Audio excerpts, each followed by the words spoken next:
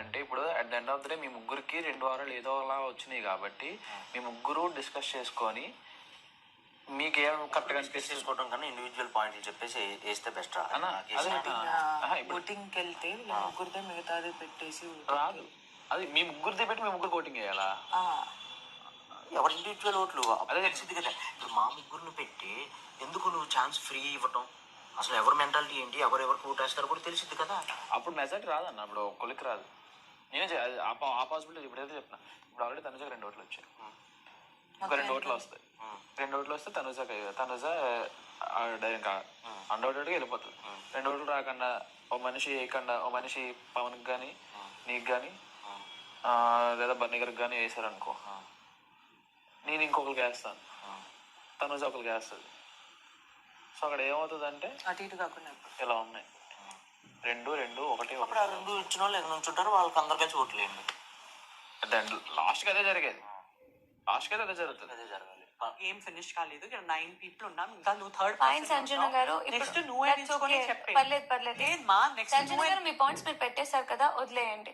సరే, వేరే వాళ్ళ పాయింట్స్ పెట్టండి. నెక్స్ట్ థర్డ్ పర్సన్ నువ్వే నించుకొని చెప్పు ఎవరి పేరు చెప్తావు. నీకు అట్లా అనిపిస్తుంది అంటే ఒకరి మీద ఒకరు పడుతున్నారు, మేబీ నువ్వు ఎవరి పేరు చెప్తావు వాళ్ళ మీద కూడా జనాలు పడతారు. సమ్ టైమ్స్ మీరు పాజిటివ్ గా ఇది గేమ్ అని వచ్చినప్పుడు గేమ్ లాగే చూడాలని అంటారు. అన్ని విషయంలో పాజిటివ్ గా ఉంటేనే బాగుంటది.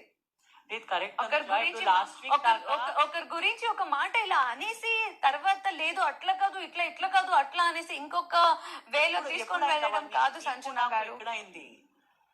నేను వచ్చి చెప్పాను లేదు ఇప్పుడు కరెంట్లీ ఇమ్యూనిటీ ఉంది కాబట్టి ఓట్ చేస్తున్నాను. That's all I told, right? నేను అంతే చెప్పాను కదా, 2 మాటలు ఫినిష్ చేశాను. అట్లా అనిపిస్తుంది. మరి ఆ పాయింట్ ఉన్నప్పుడు మీరే ముందు రావాల్సింది కదా. లేదు, see now we're also thinking తను వచ్చేసింది. ఇప్పుడు వేరే వాళ్ళు వస్తే మేము ఆపలేము కదా, నువ్వు ఎందుకు పోతున్నావు నేను పోతాను అనేసి. Everybody has freedom over here. అట్లా అయితే నీకు అట్లా అనిపిస్తుంది అంటే ఒకరి పేరు చెప్పేస్తే అందరూ దానిపైన వెళ్తారు అనేసి నెక్స్ట్ థర్డ్ పర్సన్ నువ్వు అవ్వు. మరి maybe you will be the game changer. అట్లా ఆలోచించుకో. It's game.